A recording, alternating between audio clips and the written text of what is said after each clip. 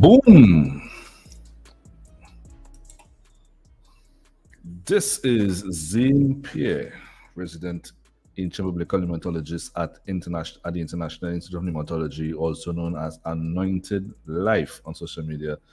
And we are streaming this live onto our Facebook community as well as our YouTube channel. And this is an actual excerpt of an ongoing of what we have labeled the Ultimate Mind Renewal Program, using the ancient priestly perspective of mind renewal and the application of the name and the garden to spirituality in 2023 today. The same name, the same application, ancient priestly application of the name and priestly application of the Garden of Eden as a spiritual manual or mindset of the spiritual realm to spirituality and health today. We've had phenomenal results so far, and without further ado, this is actually what you're listening to is S17, which is the invalidation of your pre-existing perspectives or pre-existing false Elohim or false gods regarding health. This program takes you through a four-phase process after introducing you to the ancient priestly, prophetic, and apostolic application of the name that Jesus himself knew. After doing that, we then take you through a four-step process of identifying your pre-existing reference points that is preventing you from functioning in the power of the Spirit, because your reference points are external reference points. 2, we then help you invalidate it, because your spirit only trusts that which is validated. It only releases that which you invalidate. If you learn new information without invalidating the previous logic or the previous system of logic, the previous data, your mind is not renewed. It must be invalidated for your spirit to release it as truth. And then we take you through the third phase, which is education on what health is through the ancient priestly application of the name, how it is approached, what your identity, your spirituality and your health is through that perspective and through the lens of the Garden of Eden, which is the manual of the spiritual realm. After that, we take you into the fourth phase, which is providing you with a very practical structure to incorporate this new perspective so that you can actually put on the name and put on the power of God and see it work in your life. This actually comes with over 50,000 hours of pragmatic and experimental research into the ancient priestly perspective, ancient priestly, apostolic, and prophetic perspective, as well as the Garden of Eden as the ancient manual of the spiritual realm. So without further ado, let's get into the segment. But some of you here may have even created an entire lifestyle based on the fact that you were told that if somebody in the family in particular experienced this, and you responded to that by making decisions, right? And by making decisions that would help you to not experience that, right? So basically looking at food, medications, supplements, activities, and traditions. You can categorize them in those 5 categories. Now, everything that you have on that list of the things that you were taught that you need to do to be healthy, unfortunately, if you've been using it as your reference point to be healthy, you, just as we stated within the spiritual identity segment, unfortunately, you've been saying that you trust in God for your health, but really, those are the Elohim, those are the gods that you have been trusting. All right, now, once we identify that, the next stage, as of course, would be invalidation. So just in an attempt to actually help put things into perspective, I want you to watch your list and identify what falls into the category of food, what falls into the category of medication, supplements, activities, and traditions. It could be familial tradition, or you created your own tradition, is watching television, and they say people who eat this amount of this usually experience this. And there you went. Change up your lifestyle unknowingly. Stop eating this. You don't want to eat too much of this. You don't want to eat too much of that. And there was a problem, right? Then you started a routine. You started to live life watching these things because you don't want to experience something. So let's talk about each category and invalidate them. Is everybody ready for that? Those are 5 categories. Let's speak about them and invalidate them. Bring it on. All right. I like that. I like that. Let's start with food. We have been told in our society that you need all of these things to be healthy, and some of these things that you shouldn't eat to be healthy. Right? Whether it's you should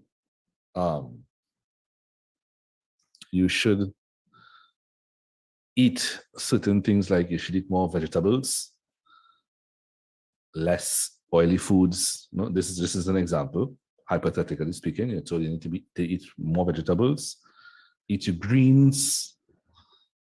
If it is not close to the ground, it's not good. Lord. Father. yeah, that is something serious. That's something serious, right? You see the traditional speech started on things like that, right? Yeah, so we've been looking at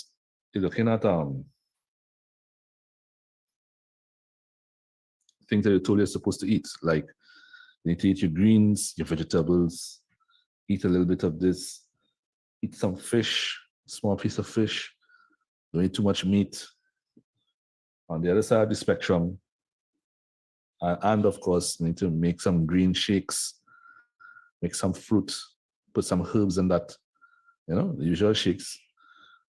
And on the next side of the spectrum, you see you can't eat oily foods, fried chicken and chips, bad for you, not good. You got a slap on your metaphorical hand. Pow, not good. Don't eat too much ice cream. That make you fat. This study next. Don't eat that. Don't eat this. Don't eat that. Don't eat that. Don't eat this. Watch your calorie intake. Watch your trans fats. All of these things that we were told. Now, technically, what we're basically saying is, for us to be healthy, we need to eat certain things.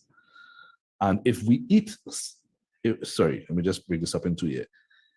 Basically, what we're saying is that if we eat certain things, a certain classification of things, we are going to be healthy.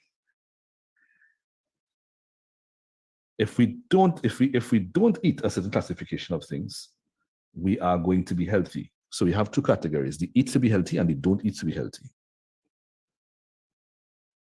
Or starving yourself is good for you to lose weight. Hogwash. Right? You eat certain things to be healthy. You don't eat certain things to be healthy. Before we even go to the Bible, let's logically ask yourself the question: how many of you have seen people eat the things to be healthy still alive today? Like, do you know anybody who's actually committed to that diet and didn't die?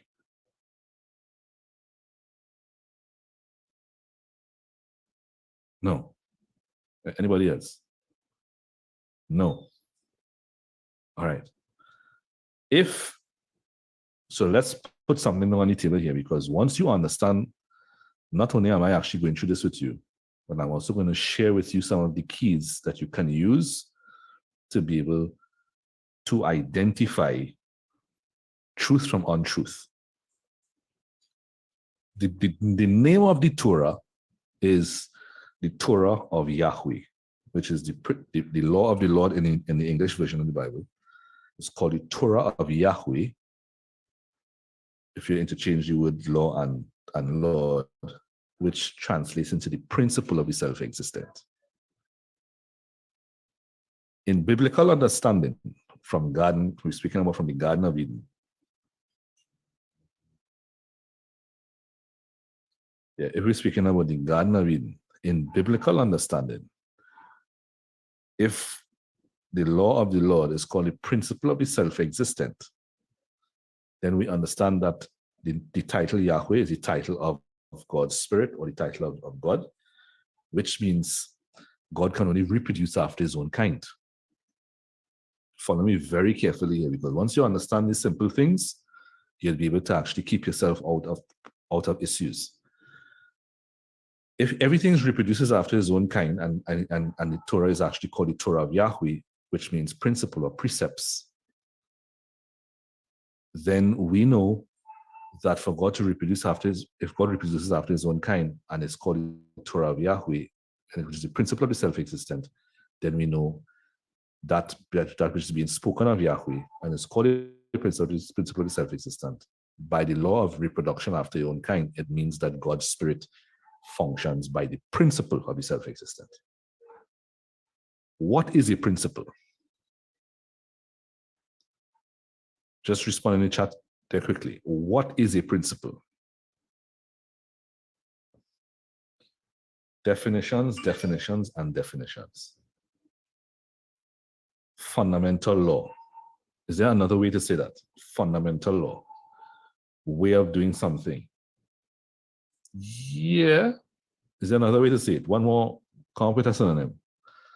Fundamental law, way of doing something. Way of doing something is very vague, by the way. One more way of saying principle. A precept. A simpler term, a fundamental law, precept. Most people might not understand what precept unless you're involved in law. Okay, function. Now, let me ask you a question. When was the last time anybody saw a fundamental law change?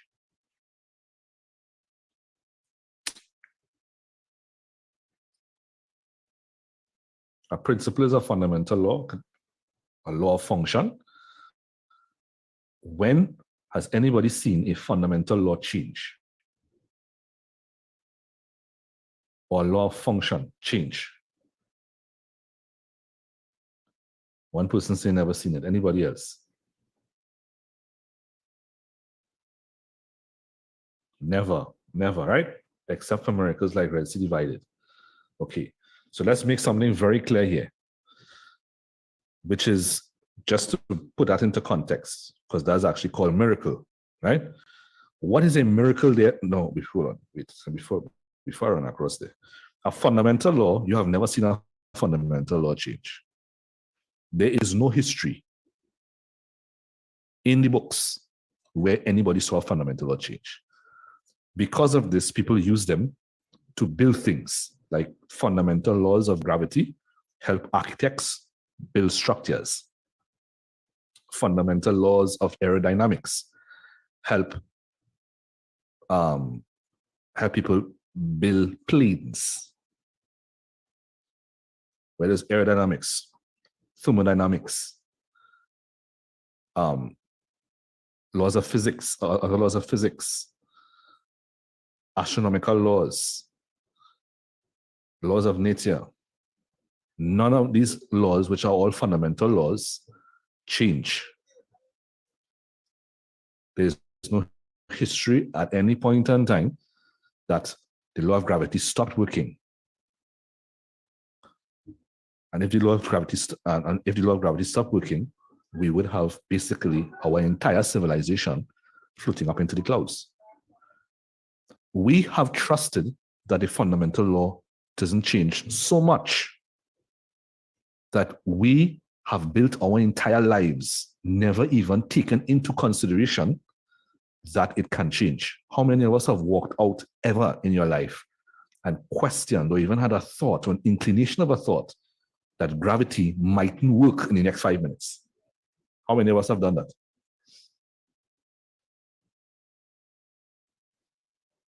No. No. Okay. Nice. No. This is just us just being logical, because Yahweh is intelligence and understanding and reasoning.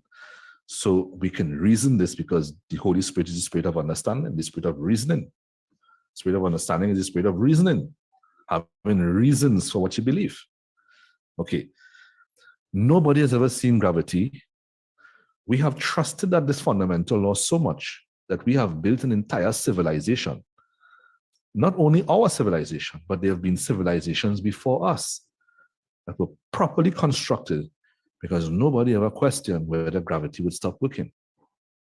Nobody walks out on the road with a dog with a dog on a leash.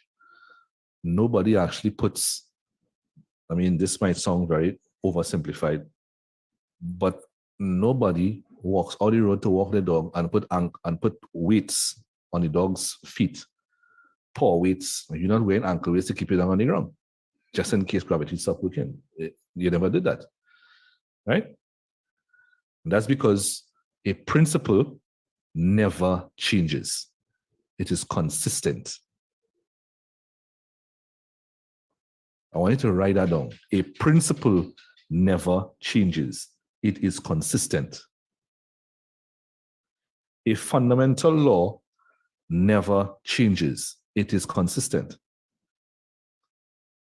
Which means if a principle doesn't change and God's name Yahweh is expressed as the principle of Yahweh, or the principle of the self-existent and the eternal, then can we say, therefore, by just deduction and reasoning, that means that God's spirit never changes?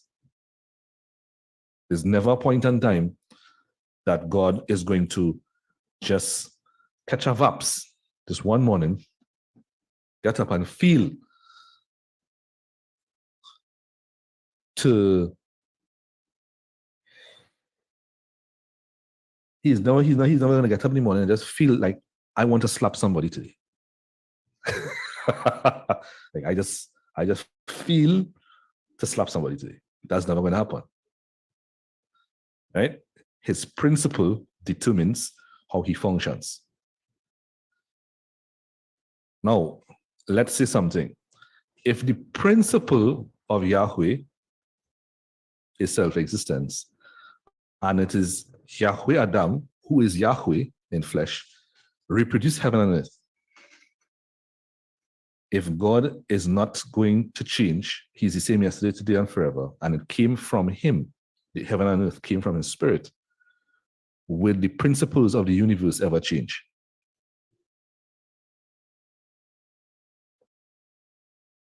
No. Okay. Therefore, if this is a reproduction after God's own kind, then can we therefore say that watching nature reveals God?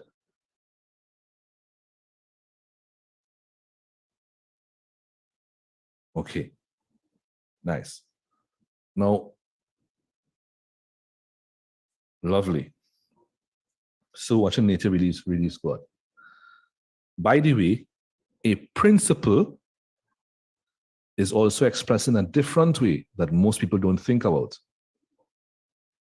Let's say, for example, somebody from the galaxy Andromeda comes across to the Milky Way galaxy, approaches Earth in a spaceship, hypothetically speaking. Never was on Earth before. They are from the galaxy Andromeda. They approach Earth. Wouldn't they actually have to find out how they need to enter Earth to be able to land the spaceship?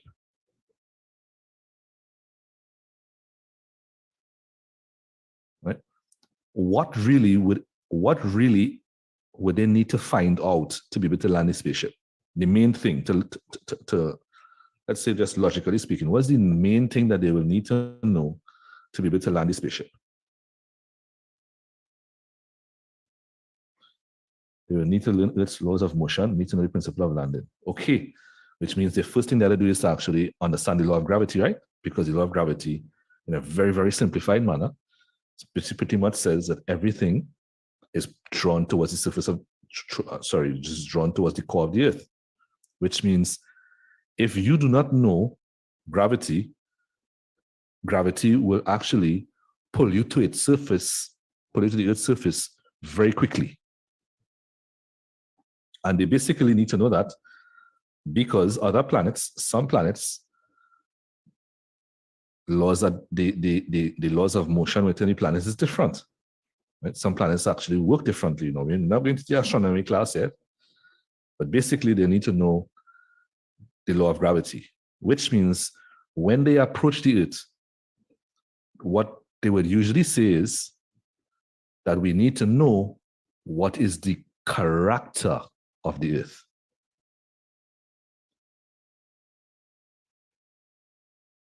Does that make sense? What is the character of the Earth?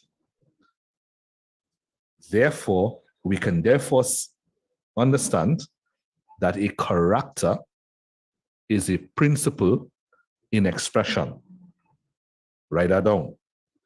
A character is a principle in expression.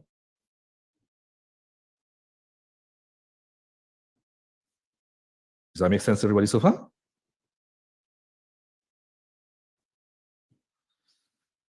This is how we know how to identify lions, tigers, animals. All of them are a principle, a fundamental law expressing itself as a living being. Okay. So far, we see that a principle is a character is a principle in expression. And has anybody ever seen fundamental laws change? You said no. Therefore, we know that a character is actually, if it is a principle, and a principle has never changed, then we know that a character, by definition, does not change. That means that if you live in codependently, and you're living in God, you're living codependently, and living in God, are you demonstrating character or no character? You're not demonstrating character. Because nobody knows what to expect when they approach this entity. Everybody knows what to approach, what to expect from everything, because everything is a principle expressing itself. Once they understand the principle, or rather a character differentiated principle, well, you can say that you have the character of no character. And the only entities that we know of, even in the realm of spirituality, that actually demonstrates a lack of character is what?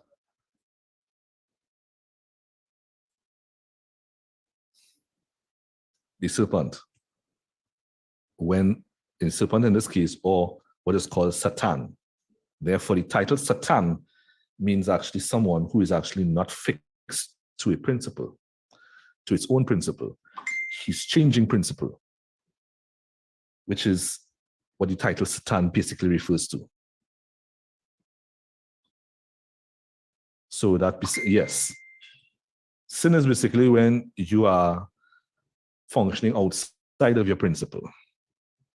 The Satan would be like demons, devils. People know them like because they actually have zero principle. They're all over the place. They're changing reference points for benefit. Okay. Is this making sense to everybody so far? Now, I'm just saying this because this is also important for us to actually understand as we approach invalidation and then reorientation here, so that you understand that what we're doing is actually bringing you back to the principle. Therefore, once you come back to the principle, then you can say that you're walking in the character of God. And that needs to remain fixed.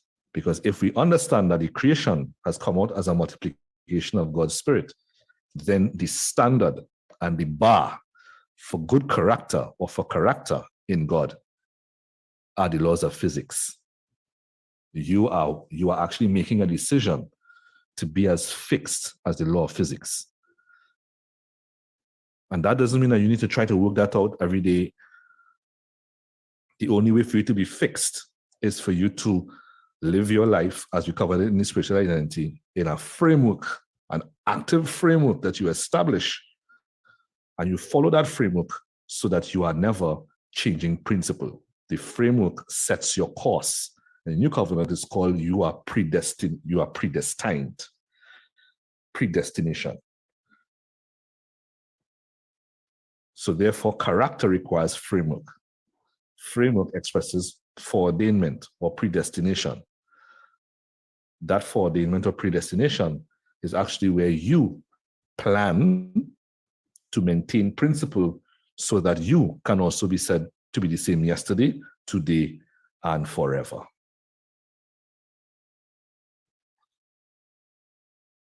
Is that making sense? Type sense.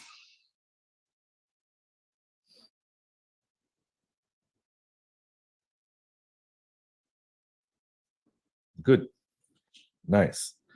So let's now come back to the foods. We have foods. Now that we have understood what principle is, it never moves.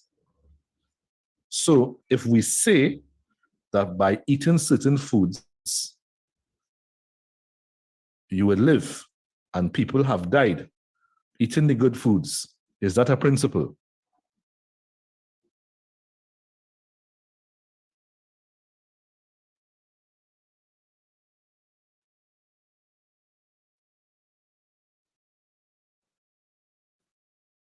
No, it is not a principle.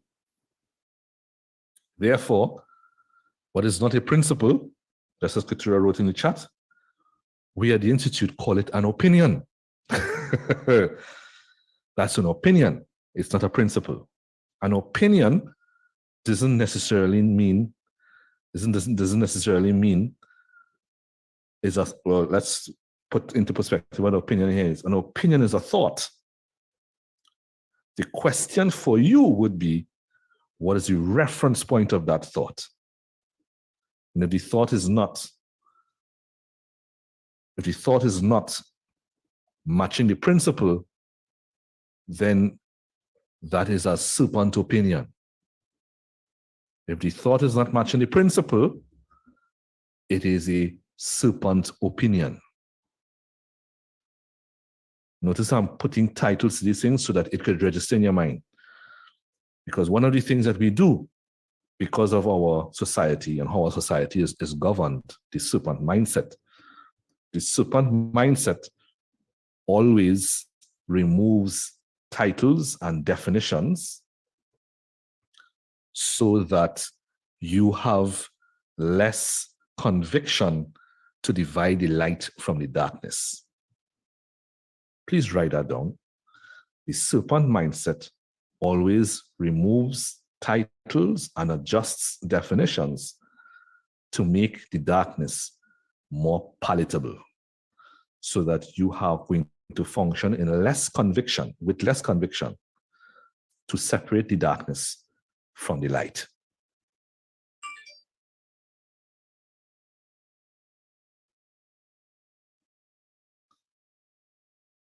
We need to destroy it. We need to destroy it.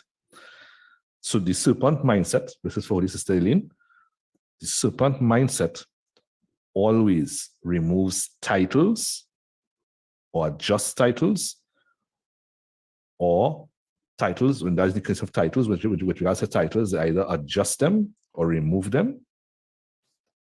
And when it comes to definitions, they always adjust definitions so that that which is seen to be dark, because is no longer seen as dark. It makes it more palatable, so that you do not know, so that you no longer feel the conviction to stop it. If you go back to the Garden of Eden, you see when the serpent repeats what God told Adam, and the serpent adjusts the definition. That's what darkness does. A lie is not a lie without the majority of the lie being truth. That is what makes the lie believable.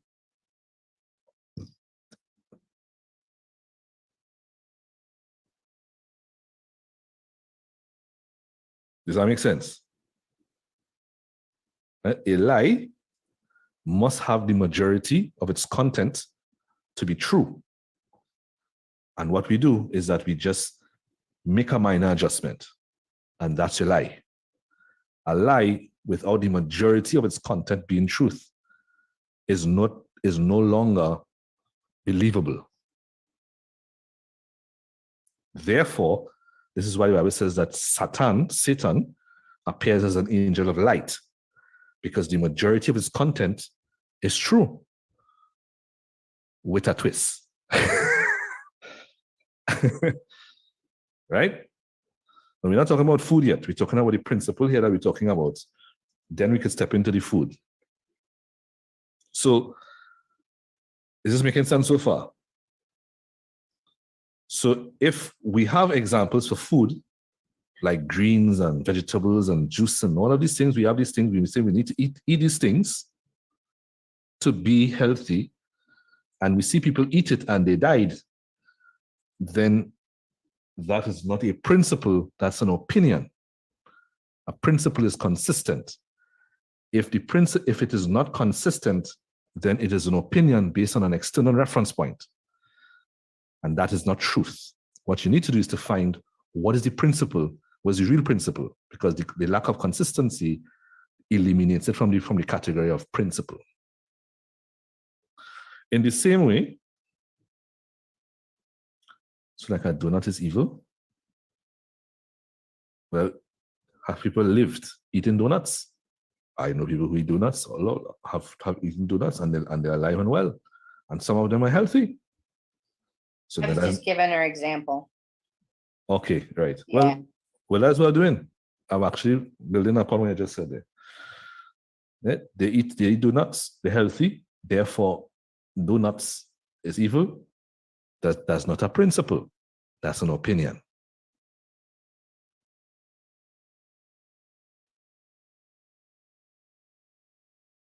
Who live longer than the average person doesn't. Exactly.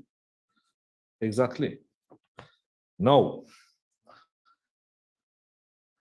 then you have persons who don't eat certain foods, such as they don't eat fries, watching the calorie intake. The food must not be too oily.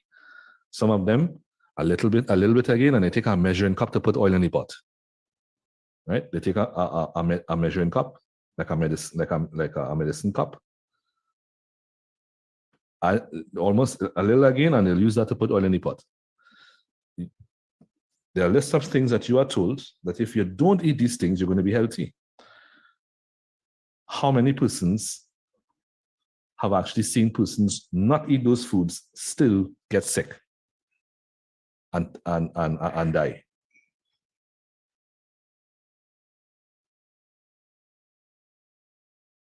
Right? Therefore, is that a principle?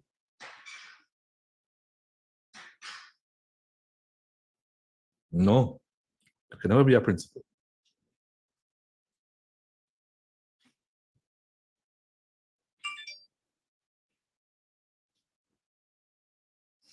Right? Therefore, that's an opinion. So just with the start of those two categories there under food, are you walking in truth?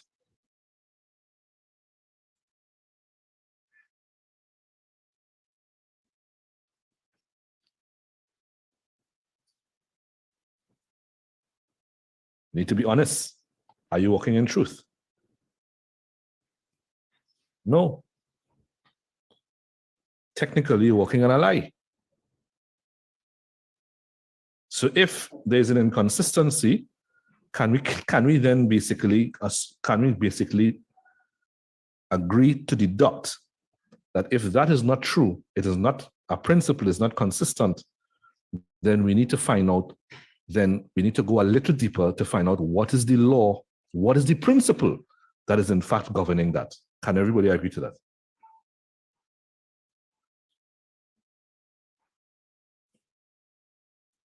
Because now we need to ask the question, what therefore is the principle that governs life, governs who lives and who dies and when they partake of these things? Right? That, what we're talking about, we cover next week on education. So I need to keep you in suspense, but we can only do one at a time, right? So one, we see this is not a principle. These are opinions. Opinions based on external reference points because it's not consistent. So we need to actually go deeper to find out, okay, well, if this is not actually what keeping us healthy, we need to find out what is below that determines what determines health here. The second category was, we said food. Next category was medication. Taking certain medications to be healthy. How many of us have actually seen people take medication and some live, and some people take medication and some didn't live?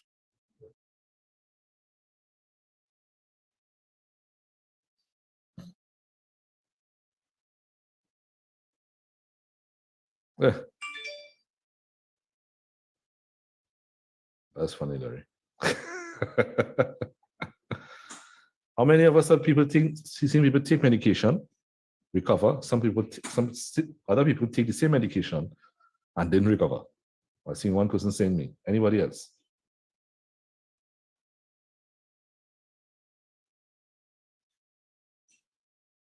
Okay. So is that not an inconsistency? So principle or opinion?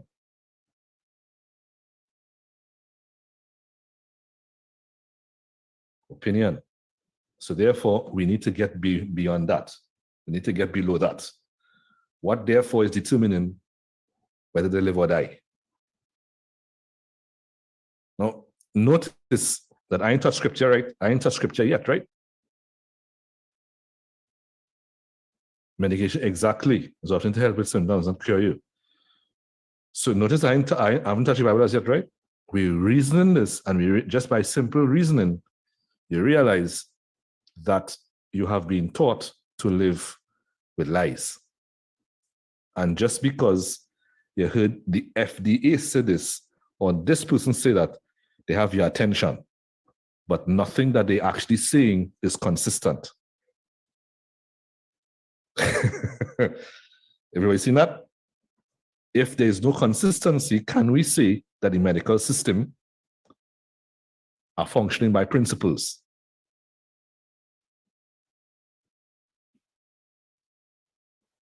Definitely not.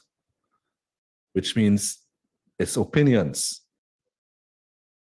So can they be trusted? No. Right? You putting yourself in the hands of the medical system would be the same as putting your hands in the hands of the devil.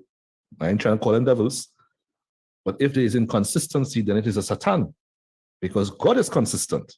Therefore, the opposite of God is inconsistency. And if the opposite of God is inconsistency, then if we put our hands put ourselves in the hands of the medical system where there's inconsistency, we have put ourselves in the hands of Satan, hoping that Satan will give us life.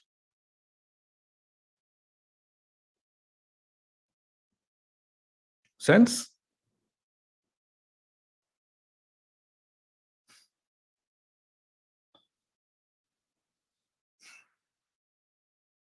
Okay. Nice. Next category, supplements. With regards to supplements on your list, how many of us have actually seen people take supplements and some look strong and robust, while some people take the same amount of supplements and even more and struggle to stay healthy?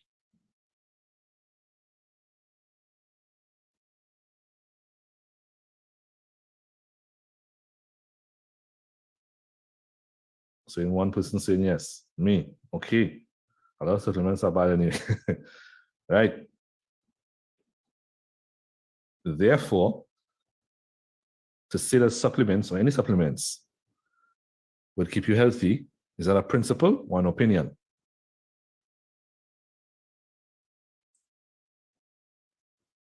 Opinions. Therefore, we need to get beyond that. We need to go deeper to find out what exactly is responsible for life here. Next category, activities. How many of us have seen people do exercises like yoga, stretches, different exercises that actually deal with different types of stretching and so on? Some get involved in a very active lifestyle. They run up mountains, running on the track, all of these things. Others in a gym, lifting iron. And as healthy as they are, for some of them, it gives them health and they're walking around strong. Others, whilst they are in the best, they're actually very active and more active than most people,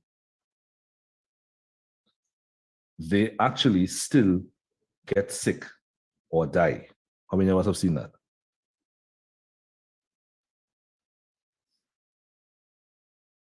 Whoa. Is that? I've been taking a medication for 30 years, thinking of stopping, as my doctor says he won't continue prescribing unless I come in person soon. It's 1,000 of miles and $1,000 of dollars. I looked it up, says I could die if I stop taking it. At the end of class, can we talk about this? Okay. All right. Therefore,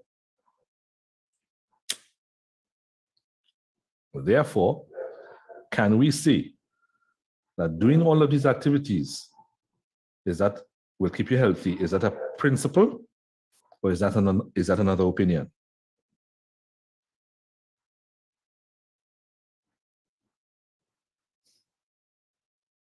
Opinion. Again, in that case, then what we need to do, opinion of doctor. What we need to do is to really find out what is beyond that, to find out what really is determining whether persons live or die when they do activities. And the last category was what?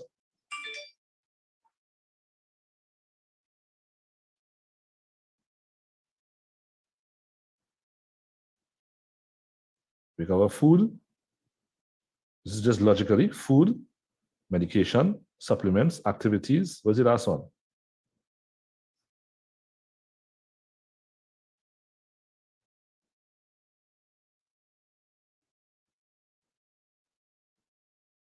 Traditions. Now, exercises, activities. Okay, we're looking at traditions now.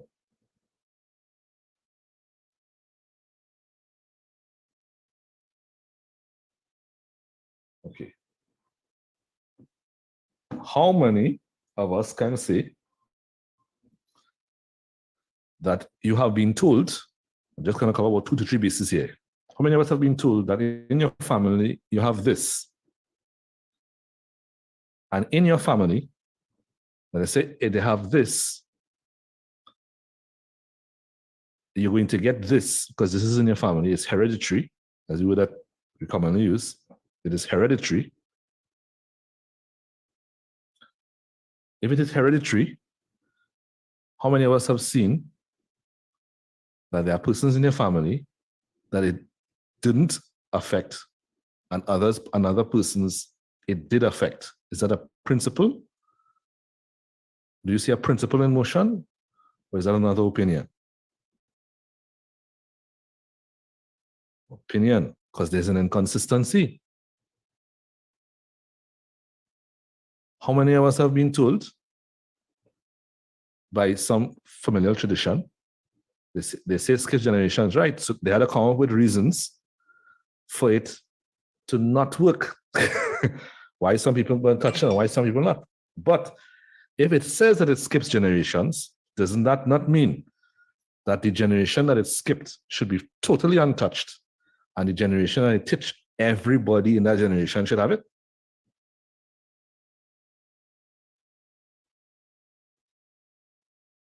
Therefore, is that a consistency or is that an opinion?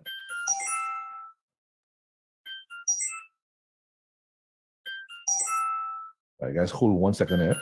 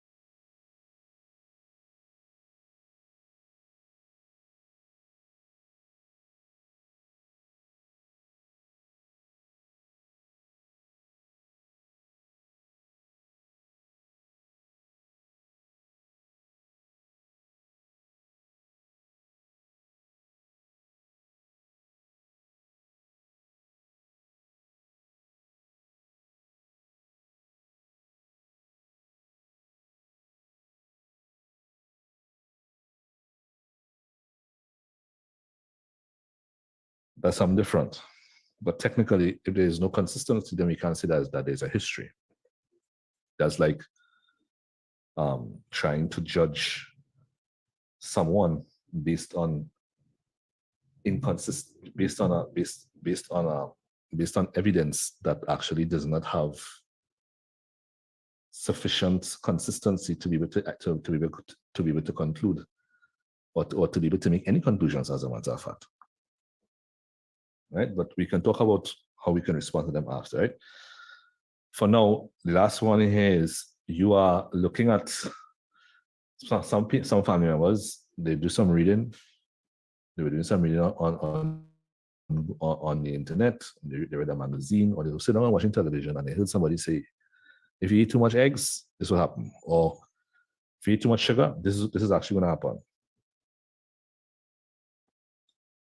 Right? How many of us have seen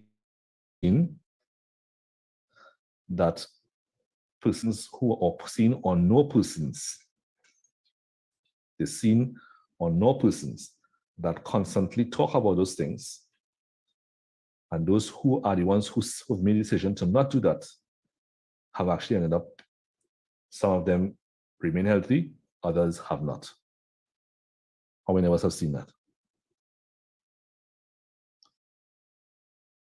Right? Is that a principle and opinion? Is there consistency there? Is that a principle or is that an opinion? It's an opinion. Right? Now, based on everything that you have on your list, those 5 things that you have on your list, in those 5 categories, can we now say that your entire list is now valueless?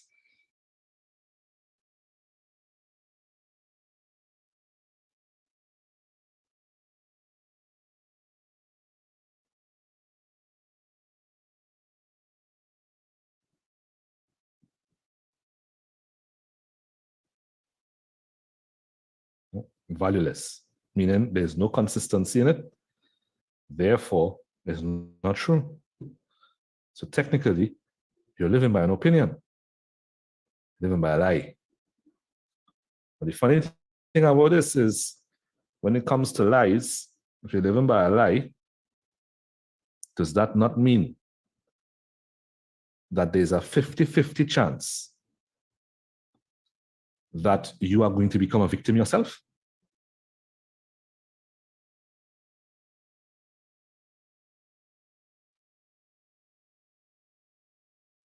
or you can become a victim yourself. 50-50 chance. Can everybody agree with that? Because if there's no consistency,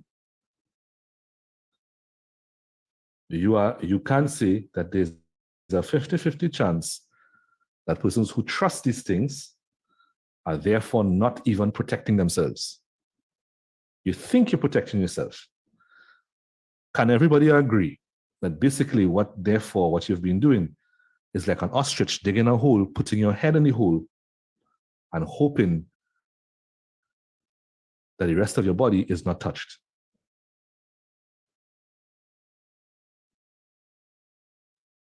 We need to be real, and we need to be straight.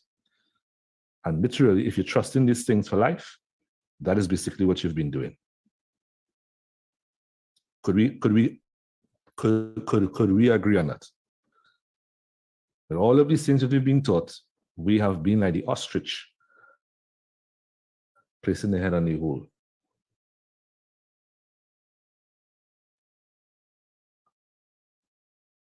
See everybody get quiet there.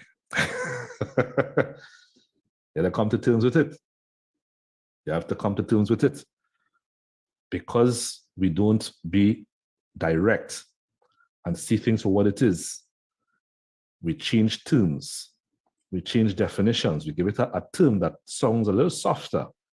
And because of that, you are keeping yourself in darkness. Every time the doctor gives you a different name for it. Every time somebody actually speaks about this and they put a different name to them, because it's been given these very palatable terms. Just like the serpent in the garden, you take the truth and then just give it a little tweak, give it a little shine, or downgrade the severity, which is what the serpent does, downgrades the severity so that your mind makes it easier to consider to get involved in a lie. This is the great trick of the Bible. They don't maintain parameters, so you don't see it as darkness. You say, hey, that's not black. That's just dark gray. You know, by just doing that, your heart has just begun to acknowledge that whatever is related to black, it doesn't apply to that. Do you see what I'm saying?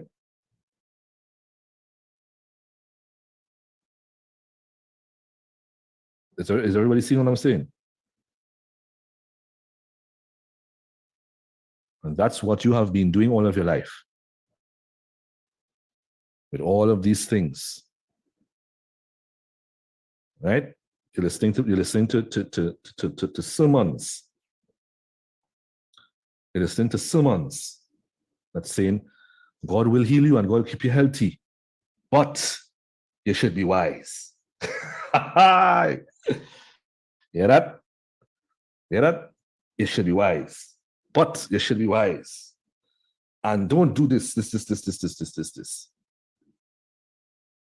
And because it was mixed with what God said, just like the woman in the garden, you took a look at the fruit and thought to yourself, it is good to make one wise. That's exactly what you have said. You heard the pastor say, you heard the church someone say, God will heal you and God will keep you in good health. But you should be wise and not do so. And you said in your mind, without saying in words, it is good to make one wise. You went by the doctor says, hey, you have this. And these are the symptoms that you're experiencing, and this is what's going to happen. And if you take this medication, you're going to be well. You'll recover with this. And you come home, somebody say, I'm going to trust God to heal me. And the person say, hey, you should trust God, but be wise and take the medication. And what you said in your mind? It is good. That advice is good to make one wise. They came and they told you, hey, if you run around the savannah, make 5 laps a day, your heart will be very strong. and you never have any health issues. You tell the person, well, I trust God for my health. Then you had to trust God, but be wise and do some exercise. What did you say to yourself? It is good. That advice is good to make one wise. Get any drift? Food. You say, you should trust God for your food, but be wise. Don't eat so. What did you say to yourself? That advice is good to make one wise. Traditions. Yeah, we should trust God, but mommy and papi had this, and grandma, nana had that. Should trust God, but we had to be wise. That advice is good to make me wise.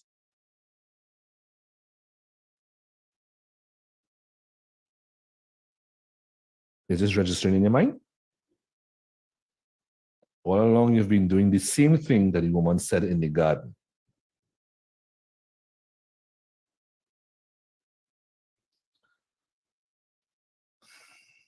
Do you see how alive the garden is today?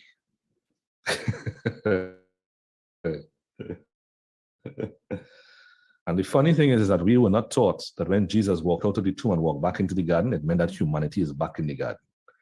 And if humanity is back in the garden, do you know that you are facing the same decisions of the Adam in the garden again?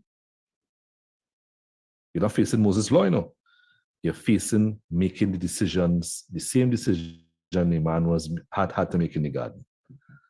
To not eat from the tree of the knowledge of good and evil.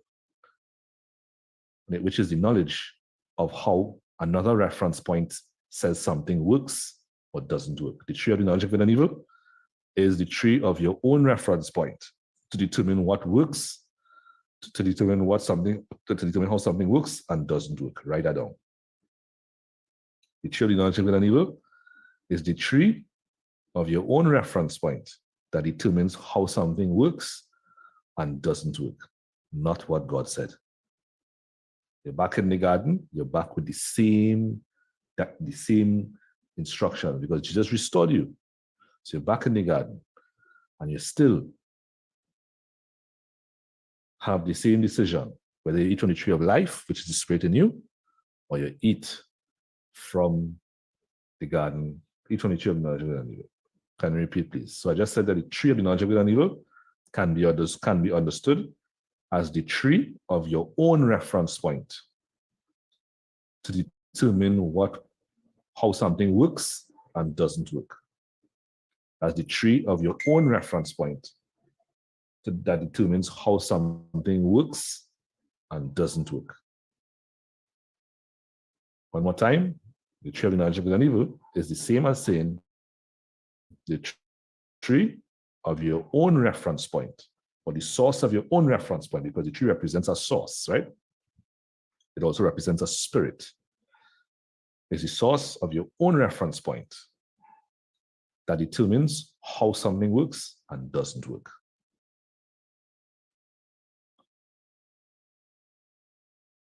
Is that making sense to everybody? Just type sense.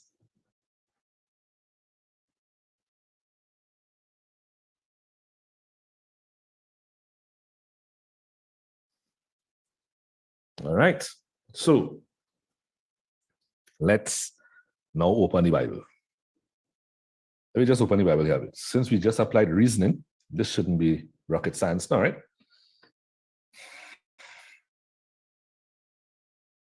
So the Garden of Eden represents, there we go. Right. The Garden of Eden represents, tell me my true principle. That's where we're going right there. We're going right there. Yeah. The Garden of Eden represents the principle of the self-existent in expression. outside of the Garden of Eden represents the knowledge of good and evil, the knowledge of your own reference points of how something works and doesn't work in expression. Right? So let's jump across to King James a little bit here. I usually use King James as a translator. I'm not saying that everybody has to use King James as a translator. King James is actually one of the richest sources of the couplets and the parallelisms in the scriptures. So it helps me to be able to pull it apart using their system of logic. If you're not accustomed to that, you can always use another version like Amplified Bible, English Standard Version, or something that makes sense to you for your purposes. And there is no perfect translation. It's basically what you're looking for based on what you want. Right. Now, let's scroll down. When it comes to food, hey, let's pull this into some motion here. Well, man, just when you see we start to pull these things apart, it can get a little exciting. It's like, yay, boy. Yay, boy. Where was I standing all along? Time to come back into the garden. Knock, knock. Can you open the garden gate, please? Yeah. Let's move aside the stone, because this is what you're doing right here. You're moving aside the stone. The stone had laws written on it. Now you're moving aside all of the laws and you're coming back to spiritual function. Principle of the self-existent. Right, so we coming down. So let's start with food. Watch this. We have instructions in the garden, very strict instructions. That says, and I'm going to read from verse 26. And God said, let us make man in our image, after our likeness, which means this is the statement. Let's put some colors on this here so that you can follow, right? This is the statement. And if there's a colon, ladies and gentlemen, holy siblings, holy priests of Yahweh, of Christ Yeshua, let us make man in our image and after our likeness. This is the statement. This is why I use the King James, by the way, to keep the parallelism strict. Then there's a colon. What does a colon mean in Bible when you read the Bible?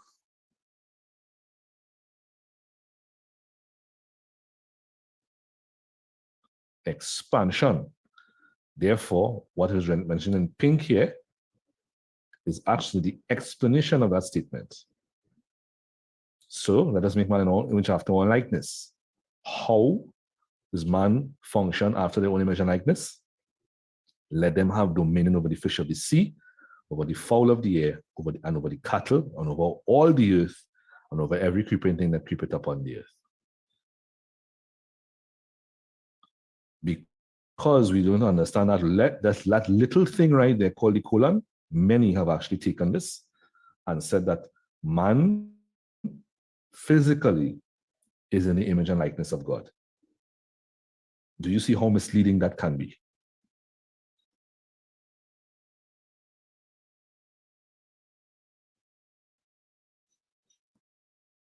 Yes? No? Yeah? Right? How many of us seen that for the first time today?